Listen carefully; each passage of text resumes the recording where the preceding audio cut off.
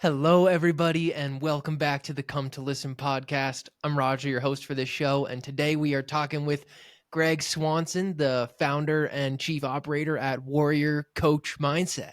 Greg, how are you doing today? Roger, wonderful. Thank you so much for asking me on. It's an honor and a privilege. I appreciate that. And yeah, it's been a blessing for us to get to know each other over the last couple years. And, I do want to get into background, how you got into this and everything, but I think it would be nice to start with a story and go from there. And so maybe you Okay, could you tell us about June 1998 and what happened then and how that changed your life? wonderful. You had to bring that up, right? Mm-hmm.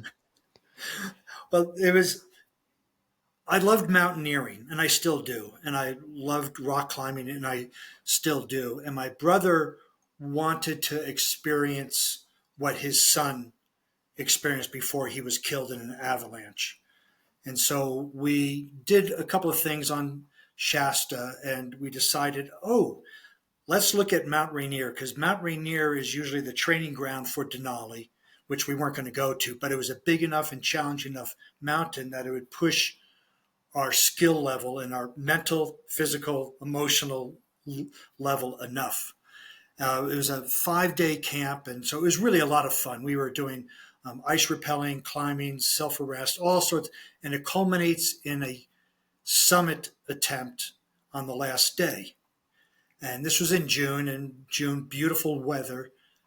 We started out about 2:30 in the morning and started maneuvering our way up. Went up. There's a part of the mountain called Disappointment Cleaver because it really is a disappointment because it is straight up, and we had to leave a couple of people behind. We we tunneled them in, made a nice kind of like a self arrest igloo, left them there, and continued. We got up to the top just past sunrise. So everybody was just elated and great and hanging out. And as the sun comes up, it gets warmer and warmer. And the guide was getting a little bit nervous and saying, "Come on, we got to get back down. We got to get back down." So it was around 10 o'clock, we started to go back down. Horrible conditions, right? Just slush. You'd put your foot in, you'd slide, put your foot in, and slide. Really horrible conditions to come down in or go up in. And so we got back to the bottom of Disappointment Cleaver, and there's a rope there to clip into just in case something happens.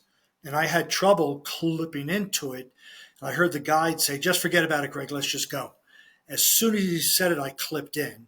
We started walking, and there was a couple of other people above us on the mountain. One of them slipped, made the snow go, and then from there it just took off to be this big avalanche. It's not the puffy one with the clouds. It's like taking a 7-Eleven slushy and pouring it down. So I leaned into the mountain. Hopefully it would just go over us. And at that point, I knew it took me because I was riding down. I was covered in the snow. I popped up out of it, going feet first towards the cliff. And I thought that this was going to be it. Right when my legs were hanging off the cliff, we stopped. And what I found out later was it was the belay line that was anchoring all 5 of our climbers to our guide way up there. And he was holding on to it with his fingers being crushed by 5 people, body weight. So that was bad. That was not fun at all. And it was, by the time we knew what was happening, it was now 12, 1 o'clock. So getting to the afternoon hours, some rescuers came down, tried to pull us off the mountain, but we were in such a precarious position that they're not going to sacrifice their life to be pulled off the edge of the cliff. So they were busy trying to affix the rope so we could pull ourselves back up. And still, this whole time, just looking down thousands of feet from where I was with a rope hanging me, holding me by my waist, beat up really bad, and there were some other significant things that happened. A person died on it from hypothermia. When everything was said and done, we were able to scooch our way back up the hill. And because there were so many clouds around the mountain, helicopters weren't allowed until the last minute. Then a um, Army helicopter was able to land, and we had to walk a mile to the helicopter. Well, this whole time I was dehydrated. Every time I drank, I started to shake because I was hypothermic. So I couldn't drink water, but I was thirsty. I tore my PCL, which is what prevents the knee from going backwards. So every time I would step, my knee would go backwards, and that's no fun.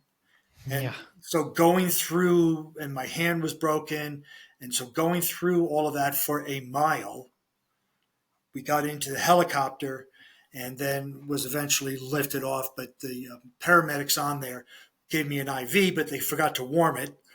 So I was getting this cold flu and I was shaking. They pulled it off, they warmed it, got into the hospitals, was taken a look at, fixed up as best they could, released us, and then my brother and I went back the next day. But it's one of those things that will stay with me for a very long time. Yeah. And then, so how did that impact you? Because I know that that influences a lot of your perspective and how you show up for clients as well. Right. So preceding the avalanche, I had to really dig into physical and mental strength to train for it. Right. I was doing high intensity training. I was doing, spinning classes 3 times a week, lifting really heavy, just really pushing it with the thought in mind is I got to climb this mountain. So the preparation really, it did. It prepared me for what happened because I pushed myself so hard during that time. Afterwards, realizing that all the 4 components, right, my emotional and my spiritual part was up there as well, thinking, I got to control my emotions. We're in a bad situation. I have to think logically. And then the spiritual part is, hey, if I go, I haven't lived my purpose. So I need to, find this purpose that I want to, sink my whole life into. And so coming back off of that, it was like, it's like the Boy Scouts, always be prepared. I was committed to being prepared physically, mentally, emotionally, and spiritually from then on because we just don't know what life is going to throw us. Yeah, I was on a mountain by my own accord, but there are everyday occurrences where people just aren't prepared and they haven't found their purpose and they're not living their purpose and things happen. And so from that point, it was when I started to get into coaching is to help people basically self-master and develop physical, mental, emotional, and spiritual strength. Yeah, that's amazing. And so, what would you say are the big challenges that you see people facing? Like, what are the real struggles that face humanity or that individuals go through, and that you feel like you can really help people solve? This may sound trite or easy.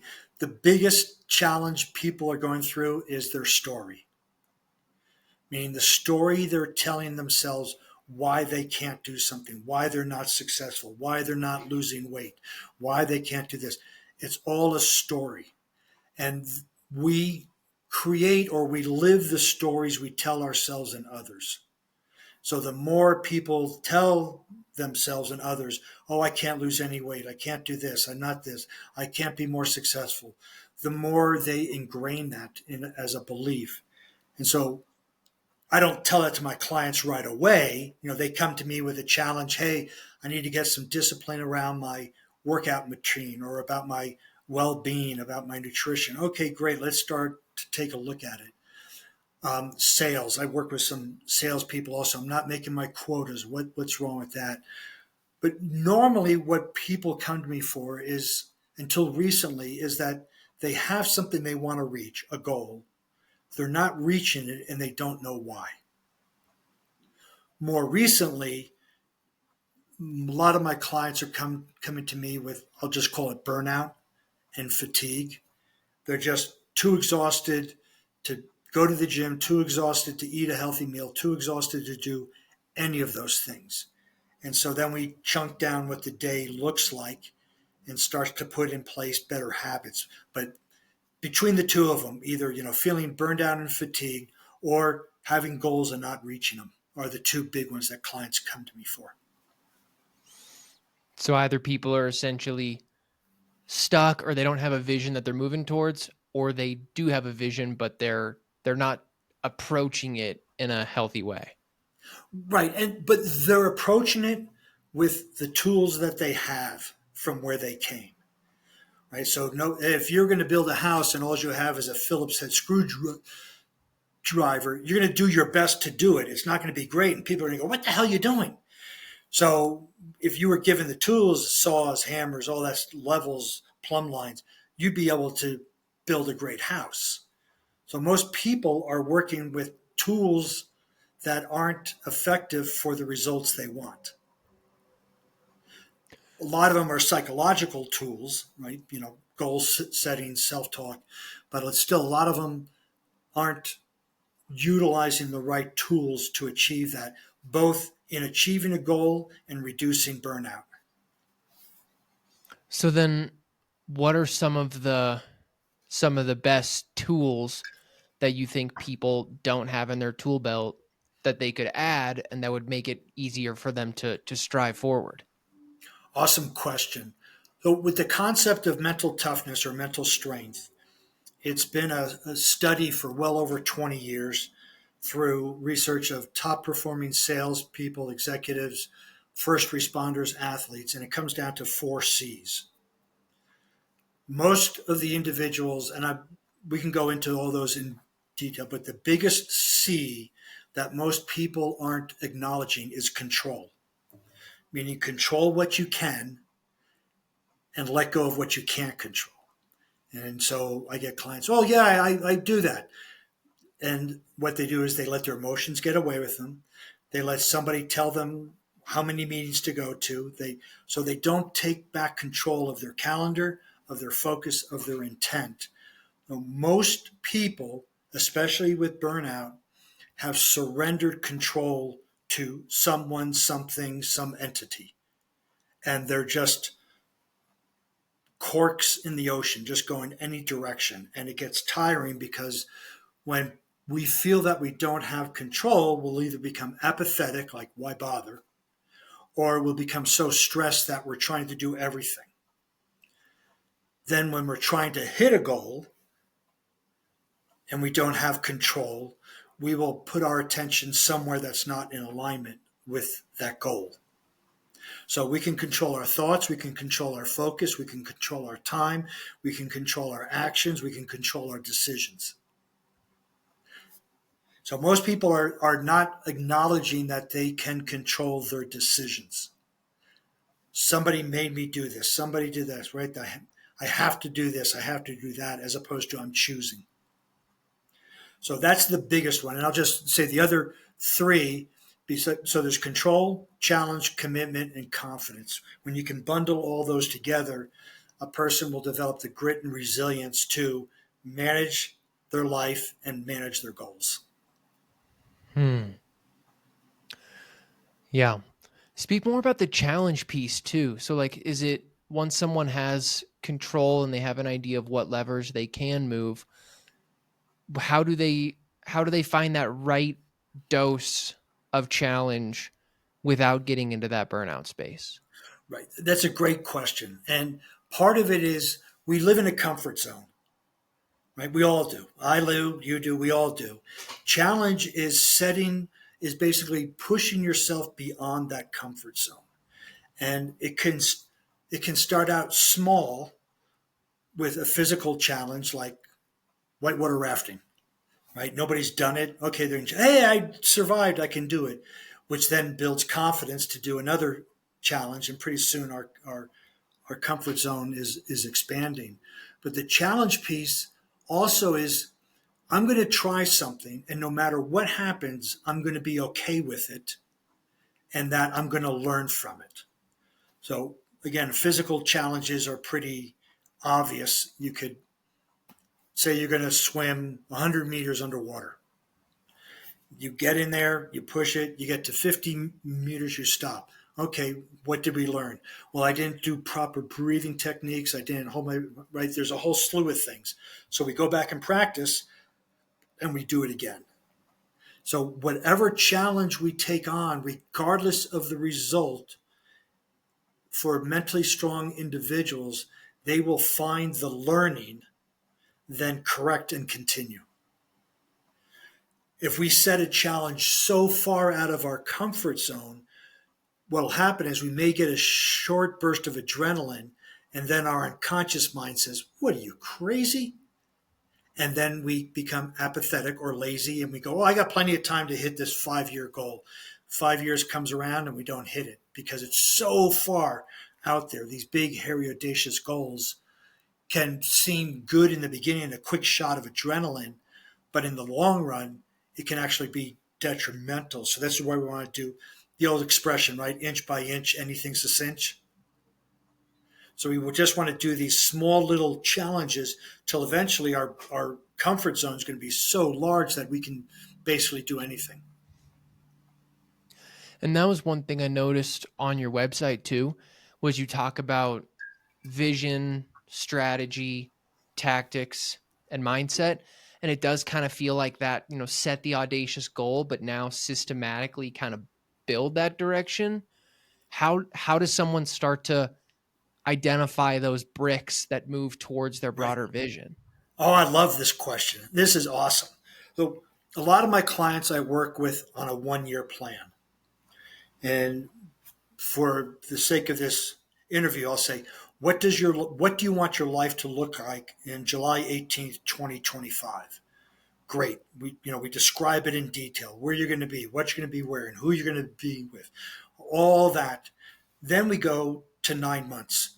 Where do you need to be 9 months from now to know you're going to hit your 1 year objective?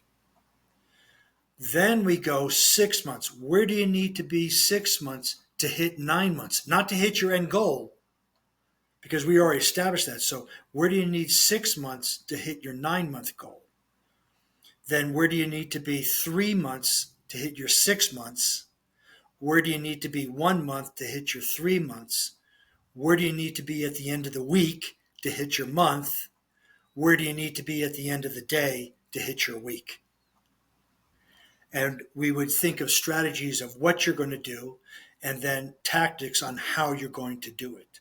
And the mindset is the foundation. If you don't have that control, challenge, commitment, confidence in it, all of that stuff is fine, but it probably won't be executable. So we want to start with this big, goal, have medium goals, and then have smaller goals, and then have micro goals. I love that. Yeah, one person I've listened to a lot in the like mental health and development space is Jordan Peterson, and he talks a lot about if you're setting something for yourself that you want to do, but you're noticing in your own behaviors that you're not doing it, shrink it to something that's small enough that you would do and continue to work with that until you find something that you're actually able to do from where you currently are and then build from there. Right. That's great perspective. Awesome perspective. And there's Seth Godin, author, wrote a book, The Dip, and he talks about how many people give up on their goals. So you're going to go great, and you're going to hit this dip. It's going to be, this is that challenging part. Life sucks. Why can't I get this done? Right? And people will bail. Effectively, how I interpret his teachings in it is deeply review the goal. Really, really, do you want it? Why do you want it? And then ask, is there anything that would get in the way for me stopping to achieve this goal? If you answer it, don't go after it because you've already given up. But if you already think, well, if this happens, I'm not going to do it. If this happens, I'm not going to, then don't do it because you've already set yourself up for an escape. Right? Oh, I hit this dip and I only have one client by the end of January. I'm giving up. Well, then you should never started in the first place. But if we can say, I'm going to make this successful, even if it takes me 3 years, you then push through it. But that's the same thing, right? If you hit that dip and you try to get out, I can't do. What's the one thing? What's that small thing that you can do? Just in Japan, they call it kaizen, right? What's that one little thing that you can do between now and tomorrow to move you closer out of that dip? Hmm. Yeah, and then one other piece that I've noticed that you speak a good amount about on your podcast, website, etc., is overcoming fear and how fear can kind of get you same thing like off of the path. And so how do you recommend like how do people work with fear? Wow. Some people work with it, some don't. Fear works with them, right? Mhm. Though there is physical danger fear, like you're facing a mountain lion or a bear, right? That is one type of fear. And then there's the other type, which is basically invisible. It's just a thought in our head. And fear is mentally rehearsing something we don't want to have happen. Right? Think about that. When you're worried or fearful, you're thinking of something that's going to go wrong. Oh, I don't want this to happen. Oh, I'm afraid this is going to happen. Right? How many people say, "Oh, I'm afraid I'm not going to be successful. I'm afraid I'm not going to do that. I'm afraid. I'm afraid. I'm afraid." They're just manifesting what they don't want to have happen. So part of it then is okay. If you don't want to be a failure, what do you want to be? Well, I want to be successful. Okay, let's break it down. What does that look like? Fear, dealing with fear is simple. It's not easy. When it comes down to it, one of the best things we can do with fear is what's the worst case scenario? Even though from a mental strength and a positive person, that might seem strange, but what's the worst case scenario? You go up to give a speech and you blow it considerably. What's the worst case scenario? Well, they won't ask me back. Can you live with that? Well, yeah, I'll feel embarrassed, but I can live with it. Great. So you'll be alive. So then you can take it and learn and move on. Right? When we know that well, I'm afraid to ask my boss for a raise. What's the worst case scenario? He'll say no. Can you live with it? Well, as long as I have my job, yeah, sure. Great. Then let's go for it. Right. So when we can identify the worst case scenario, what's the worst that could happen? Most of the time, it doesn't involve death, right? But it involves something we think might be death like. But when we can address it, work it, then we have a little bit more control over how we address the fear. Yeah, I think that's super helpful. And I also think, it kind of goes back to the comfort zone piece too. Like I think a lot of like when I think about my own life and I think about, some audacious goals that I have and I think about, who am I at the end of that and how Right. does that compare to how I'm living now?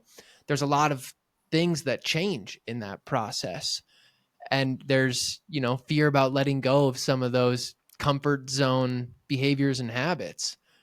And so when you're working with clients and they talk about that, like they, on one hand, they have these audacious goals and they do really want them. But on the other hand, the comfort zone's comfortable. The snooze button's nice for a reason. How do you help people work with that in a way where it's not necessarily just this hammer it out grind, or maybe it is, but what's the right approach there? There isn't a right approach, but there's several approaches. And you bring up a really powerful point. You said who you want to be is different than who you are now. Right? So the comfort zone helps us define who we are. I am a general manager of a store. I am a coach. I am right, or I weigh this much. So our comfort zone, the pieces of it, help define who we are as a person, who we think we are.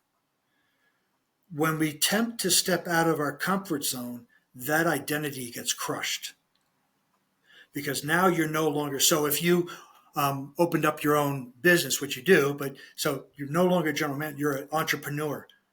Ooh, what happened to this title I had before? Now this is not me. This is not who I'm used to. I'm used to running some facilities and doing stuff on the side. Now I'm full time.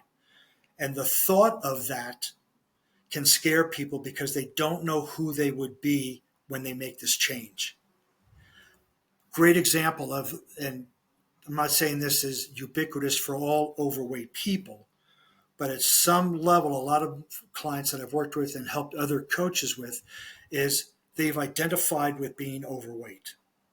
It either helps them hide from people or whatever it might be. It's a And again, I want to be careful that I'm not. There are situations where people don't have control over it. There are some things, but when we look at wanting to change, and that person thinks of losing 20, 30, 40, 50 pounds when they've been overweight their entire life, that's a brand new person. Their friends will change. Their relationship to their significant other will change. All of these things are going to change because now they're a different person and they don't know what that's going to look like through, not just physically, but the relationship wise and emotionally. So unconsciously, we will hold ourselves back because we don't know. It's the fear of the unknown, right? We just don't know what that looks like. So I'll stay here. There's an old expression: the devil known is better than the devil unknown, right? And that's the devil known is the comfort zone. Hmm. And actually, you touch on a place that I wanted to go as well, and that is physical fitness. I mean, that's part of how we met. Is Mm-hmm. you really dedicate a lot of your energy and efforts to being very physically fit, and that's an admirable effort. And it takes a lot of values that translate to success in other areas of life. So, why is that something that you think is really important? And then, how do you recommend people sort of start to progress in that area? That's awesome. Well, one of the reasons you hit it, it's a strong value of mine. Physical health, physical fitness is probably one of my top three values in life. The reason why it's so important is goes back to the avalanche is we just don't know what's going to happen. I want to be, and this is kind of where CrossFit also comes in, right? It's you don't know what life's going to throw at you. You're going to have to run across and pick your kid up when a car is coming. If the house is on fire, can you put your family on your back and go down a rope? All of these things because we've become complacent, comfortable, right? And when these emergencies happen, or even if we just want to have fun, can you put your suitcase over your in the plane overhead? Some of these things can't be done, and I've seen way too many, I'll just say men, use age as an excuse not to be fit. And part of my mission is to prove all those men wrong, right? Not wrong like thumbing my nose at them, but wrong like let's relook at that belief and let's get you healthy and fit. They don't have to be on stage, in a bodybuilding or go to CrossFit, but it'd be really great for them to understand, hey, I can work out, I can improve my VO2 max, I can improve my strength, I can improve all of it, even if I'm 40, 50, 60, 70 years old.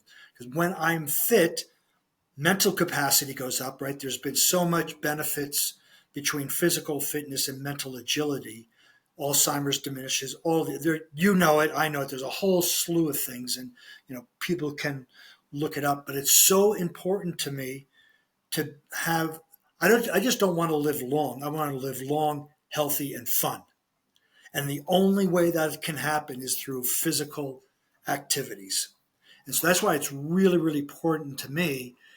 And when I have clients that kind of poo poo it a little bit, I'll start at the very minimum.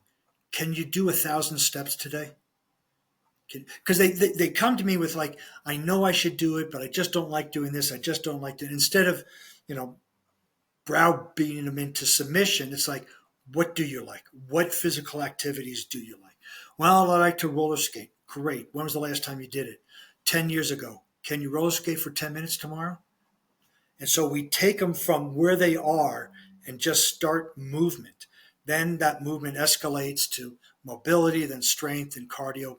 But I don't throw them into this massive wad of the day and walking 10,000 steps, every hour or whatever it might be. It's just, what can you do today? And then we add to that each time. Hmm. Yeah, I do think it really translates. Like there's something to be said about, being, let's say, like 6 out of 8 sprint intervals in, Right. and the mental space that you're in that moment is a very unique persevering experience that you can't really replicate outside of that. Nope. But there's an expression. Actually, it was three sports psychologists noticed this. Wellness psychologist. How you do anything is a reflection of how you do everything. So if you're 6 sprints into 8 and you push through it and you continue, most likely when life gets tough, you'll push through it. Right? So if we give up, there's a great exercise of holding your breath to determine how much inconvenience can you handle. And so you inhale, you hold your breath, and it may be a minute. It doesn't mean that you're bad or good. It's just that's what it is, and how did it feel, and then try to expand on it. Because as you become more comfortable with being uncomfortable, other areas of life will fall into suit. Yeah, I think that's been a really transformative piece for me. This year I've rededicated myself to my fitness in a positive way, and I've been seeing some great results with it, but it has been that persevering experience as well as the consistency piece. I think Mm-hmm. that's another really important value that comes through with it. Right. And you look at, again, mental strength through the challenge, control, commitment, confidence. The byproducts, are consistency, grit and resilience, right? Basically, those are when you hit a challenge, you keep going. So that consistency, because really we are in control whether we quit or not. It's in our mind, right? So if we stop, well, I couldn't stop because of this, because my air with that was a choice. And when we can acknowledge that we are making all the choices in our life, then we can start to own it and then push ourselves. Like you said, when you push yourself at 6 sprints into 8, there's a mindset that goes with it that just doesn't. When you get done, you don't leave that mindset behind, right? You take that mindset with you. So if you're doing something outside or working with doing promotions or talking to companies, and you get that feeling, you push through it just like you did with the wind sprints. Mm-hmm. And then one piece you touched on there when you were just starting to talk about fitness was that it's one of your top 3 values. What are your other top values? One is relationships and spirituality. Just that knowing, and spirituality can be a subset of purpose, but it's also your values, your virtues, knowing that I'm connected to everybody and to a higher source, and being okay with that. And then the health and fitness, and then relationships, whether it's something like ours or my life partner or whatever else. Those add so much blessings and value to at least my life. Yeah, absolutely. I share. So on the Come to Listen podcast, what we really talk about is faith, health, nature, and community. And it's exactly that, right? It's Right. how can we live a healthy lifestyle? How can we take a moment to step back and remember that we're part of something a lot bigger than Right. maybe we realize in our day to day, and then being able to just connect with people. Yeah. There's Martin Spelgman, who is basically the grandfather of positive psychology, wrote a book, Flourishing. And it goes from wellness, which is physical, mental, emotional, spiritual, to well being.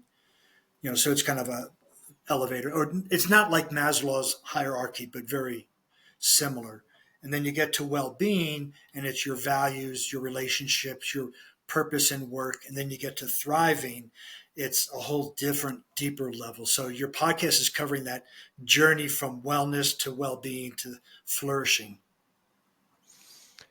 And then, what I think is really interesting about this conversation is we're holding kind of two what feel like opposite pieces that are actually really similar. And that's that grit and resilience and get through it piece, and that positive, flourishing, thriving dynamic. And when you think of the emotional state in those, they might be quite different. But how do you see those things as actually part of like an integrated good So, life? with a lot of spirituality, what I've seen is a lot of releasing. Can I let go? Can something show up? Manifestation, any of those. And often we don't have patience, right? It's on our time, not the universe's time. I want to meet my partner tomorrow, not 3 years from now. I want my rate, right? Whatever that is. And that resilience is knowing, trusting that the universe is working on our behalf and letting go. So it takes strength to let go, right? It takes strength to be vulnerable. And so it's not that we have to browbeat everything into submission, but we can master ourselves, controlling our mind, our emotions, and allow that flow to take place when it's required. And that's where I would say is the caveat is there are times where we have to get our kick butt hat on and go kick butt. And then when we're done, we can relax and enjoy. Hmm. And knowing when each one is very essential. Hmm. How do people know when one is right? Is it just an intuition thing? Is it? Well, what I look at is, control. What can I control? And noticing where we're hit. So if you were in sales and wanted to make a sale to a client, and you're calling them up, and you have a meeting, and you're really pushing really, really hard to get it done, and it feels like it's just too much effort. The sale should, if the client wants it, they should buy it. And I don't have to go back 20 times. And so it's evaluating how much effort are you putting, because we have to take action, right? Whether we want to lose weight, get stronger, make a sale, connect with a life partner, action has to happen, right? So even if we didn't take action, our life partner comes up to us, we have to communicate, which is taking action, right? So at some point, we have to take this action piece of it, but it's also take enough action and then let it go. It's like ordering on Amazon, right? You have faith, you order it. You don't keep checking every day. Is it here yet? Is it here yet? You kind of have that faith, the resilience that, hey, I did it. I know it's going to work. So it is a interesting, like a yin yang. Like when do you go to the yin side? When do you go to the yang side? And normally, what I have found is you become attuned to it if you're mindful. If you're really pushing too hard, getting frustrated, you're trying to control something you can't. Right? You can't control when the customer calls you back. You can't control if the customer buys. But if you're trying to control it, that's pushing way too hard. Hmm. Yeah, I think that that's pretty right. Even just that awareness that both of those things are that balance, then you Yep, just start to become a little bit more aware of when it's leaning one way or the other. One exactly. other piece that you touch on, I think it's at the end of all of your podcast episodes. You talk about it's an individual's personal responsibility to program their mind. Right? And if Every they don't, facet, every compartment of your mind is to be programmed by you, and if not, the world will program it for you. yeah. So two questions there. One, what does that mean? And then two, how do people program their mind? So we'll use the word program in quotes. If we don't consciously, purposely put good stuff in, read good stuff, listen to good stuff, watch good stuff, stop complaining, stop gossiping, stop doing that. All of that involves programming the mind. The news is the news because it's not the norm, meaning when we see the news, it's only a small percent of what really is happening. But if we allow it to program our mind, we're going to think, oh, it's ubiquitous. Like if there was a shooting in Colorado Springs and that's all they showed on the news, many people would say Colorado Springs is unsafe. There's too many shootings, right? So they would be programming their mind with information that isn't accurate. And then they would start to see the world through that program. So we need to take responsibility based on the life we want to live, right? So if we want to live a happy, full, fulfilling life, we need to start to program our mind at the conscious level, which is what are we watching? Is it empowering? Is it helping us contemplate? Is it helping us progress? Right? And what are we reading? What are we listening to? I'm not saying that we can't listen to music, right? But there are certain things that are just they just hit a deep resonancy with us. That's the conscious level. The unconscious way of programming our mind is when we can close our, basically guided meditation, right? Whether in audio or somebody else. When we close our mind, our brain wave starts to calm down.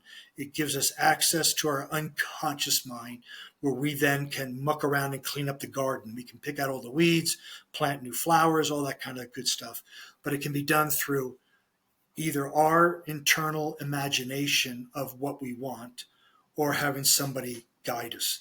So consciously, we want to be aware of what we're digesting. And then on the unconscious level, what do we really want to have growing in our mind?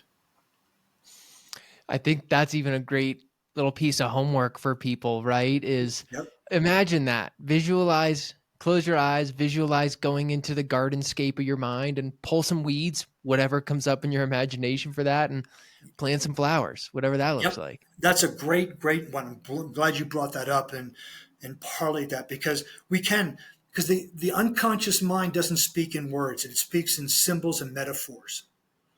So if we start to visualize going to a garden and pulling up weeds, we don't have to label, oh, here's my Uncle Johnny's argument, or here's this. We can just tell it we're pulling up these weeds, and it knows those weeds represent unsupportive thoughts. And then we can start planting the wildflowers and all that, and it will know that we want to change. Mm-hmm. Well, I mean, one other just broad question that I have, and I want to be respectful of your time too. What are some other pieces that maybe we haven't touched on yet that you think are just really valuable frames or perspectives for people as they're moving through their challenging life journey and trying to progress? I think one of the biggest ones, and there was a great book out, The Power of Decisions. And I alluded to this a little bit ago in our conversation over control. But when we can really understand that we are making all of our decisions, meaning when you wake up out of bed, you don't have to go to work. You are deciding to go to work. Yeah, if you don't go to work, there may be ramifications. I'm not saying that. But when we use that term, I have to do something, we are giving up our control. And then we start playing the victim. When we blame, complain, and justify about something, it means it's pointing externally to us and we're not taking ownership of it.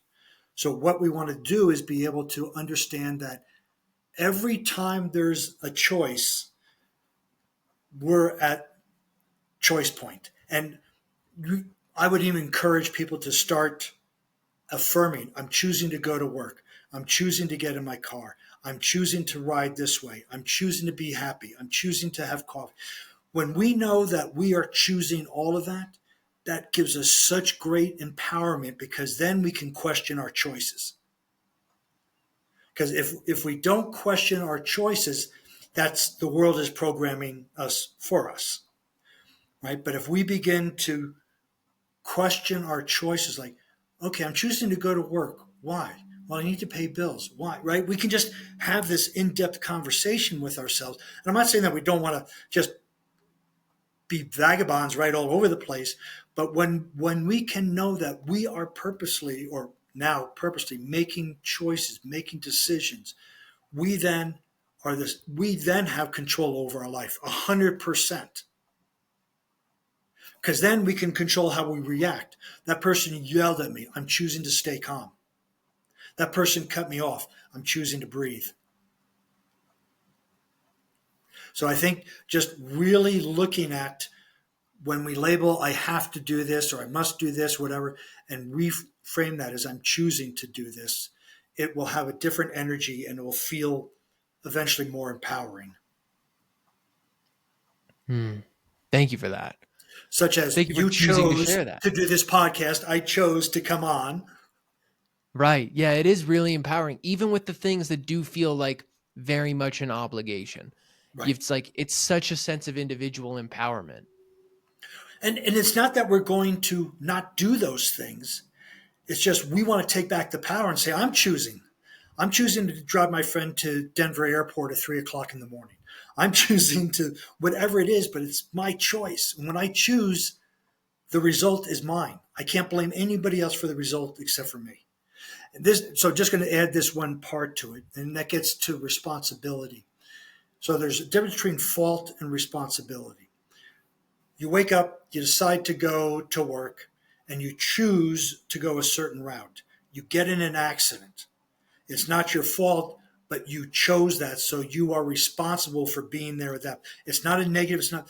But when we don't own that, and that's a really tough one for a lot of people to grasp. Well, it's not my responsibility. Is meaning you made a choice, you followed through on it, you did it. That is fault. Is somebody broke the law or something happened, right? So there's a fault and a responsibility. But when we know, good or bad, that the result is partly manifested from our choice, then we can own it. Yeah, and to your point, it frames your life completely differently. Yep. Like when you're able to take that responsibility for our decisions and understand that wherever we are right now is because of decisions we've made. Sometimes, that's a very humbling moment, but then it's also a very liberating moment. Yes, and it should be liberating eventually. So that's why I kind of suggest using that. I'm choosing as a mantra, because when we get it, then we understand that everything around us was because of my choices, and that is so. There's nobody to blame. You have all the solutions. It's all up to you.